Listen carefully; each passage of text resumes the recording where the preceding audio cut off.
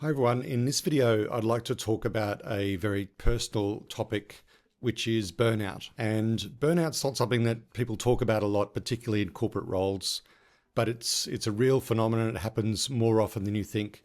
In fact, I've been burnt out multiple times in my career working in finance and accounting. And it wasn't because I couldn't do the work, it's because the work just never stopped. Burnout affects many different types of roles. Accounting and finance roles are often affected because they run on relentless deadlines. Month end, quarter end, year end, it never ends. There's constant pressure to reconcile, explain, justify, rerun numbers. And over time, that pressure turns into stress. And stress ends up with fatigue, and fatigue ultimately, if not addressed, causes burnout.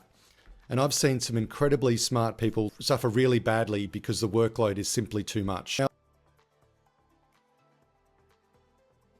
Most of the pressure itself doesn't actually come from working in the decision making. It comes from the boring, repetitive, analytical tasks that really frustrate people. Things that are done manually. Simple steps that just seem like they're just done for the sake of doing things. Manual reconciliations, rebuilding the same report every month, updating the same spreadsheets, answering the same questions over and over.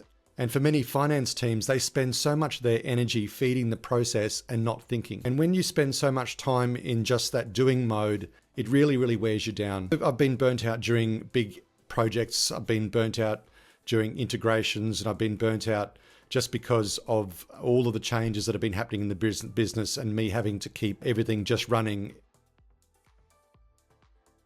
The issue of burnout is really personal for me because it means that you're not your best as a human when you're burnt out. When you take your problems home, when you think about things at 3 a.m, when you worry about things that are really not that important, it really starts to affect your life, your health, and also, more importantly, the life and the health of the people around you, your family, your loved ones, your friends. And that's the hidden cost of burnout that we really don't talk about.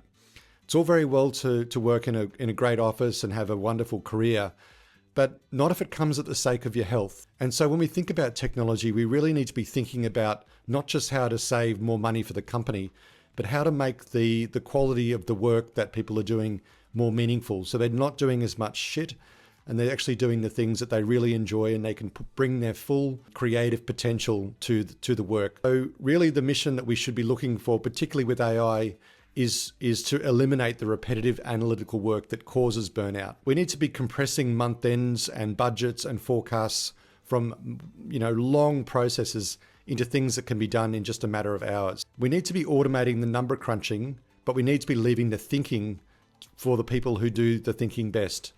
And a lot of the times in the AI world, I find that we're focusing on trying to get AI to do the thinking and not address the actual number crunching. And that's where the real gains are, not in trying to get models to be smarter.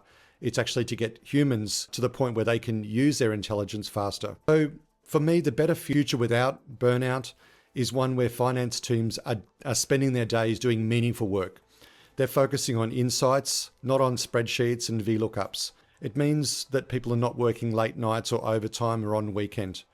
I can't tell you the number of times that I've worked overtime. I've pulled many all-nighters working on acquisitions and major projects. And, the decisions that you make at 3 a.m. are not great. They might have got the deadline submitted, but very often I've found when I've worked on projects that have required me to work really late, you end up making some really silly decisions because you're just not thinking clearly. So we need to stop glorifying hard work as being something which is just part of the role. We need to be designing better processes and systems so that the hard work is eliminated and people really bring their best analytical minds to the problems that they're solving. We need to stop thinking about burnout being a personal failure, and really it's a system problem. It's the organization not providing the tools and the systems and the processes to allow smart people to do the work required within a reasonable time frame. And the good news is it's a problem that we can finally fix. And it's the key reason why I invented Kiraa, because I want to stop great people being burnt out by spending time doing things that are just not value added. So the more that we can automate the low level, low value work that goes into month end, not only do we get better decisions, faster decisions, but we also get to keep the dignity in our work, and we also get to preserve our health and the well-being of not only ourselves, but our friends and our families and loved ones. And so for me, burnout is a big problem, particularly in the finance world. But the great news is it's something that we can fix. And that's really the whole idea behind Kiraa.